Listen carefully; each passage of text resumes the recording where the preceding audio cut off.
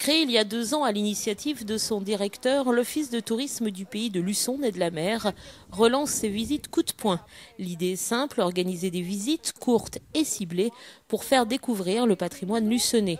Une façon de sortir des sentiers battus et d'approfondir des thèmes variés. Les visites coup de poing, comme le nom l'indique, un point d'interrogation et point d'exclamation, je me pose des questions et j'obtiens les réponses. Visite coup de poing aussi parce que coup de poing, on imagine aussi le coup de poing P-O-I-N-G et cela veut dire que ce sont des visites rapides, néanmoins assez technique, comme vous avez pu le constater depuis le début de cette visite.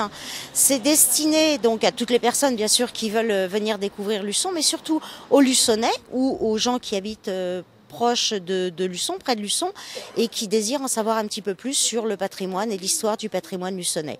Menée par Simone Fugère de Luçon Patrimoine, une récente visite a permis ainsi à une dizaine de personnes de partir à la découverte du sens caché des noms de rues et d'apprendre de nombreuses anecdotes. C'est ça, c'est destiné à d'une part amener des réponses et puis peut-être aussi nous amener à nous poser d'autres questions en se disant tiens, je vais mieux observer mon environnement et puis me poser des questions sur les noms des rues ou sur l'architecture.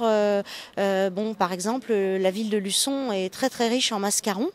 Et normalement, au mois de septembre, pour les Journées européennes du patrimoine, on va découvrir les mascarons de la ville de Luçon, que personne ne connaît, alors qu'on les a sous les yeux tous les jours.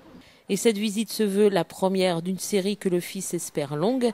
Pour la prochaine, en tout cas, rendez-vous le 10 mai, toujours avec Simone Fugère. Alors Simone Fugère, oui, qui s'est rapprochée de l'Office de tourisme et qui propose effectivement donc une visite par mois avec un sujet différent bien sûr à chaque fois, très différent, parce que la prochaine ce sera la cathédrale en 1523. Donc là ce sera encore un autre thème complètement différent, exploré de façon différente et on l'espère, elle va continuer puisque lorsque nous avions lancé les visites à coups de poing, nous étions pleins d'espoir, pleins d'enthousiasme.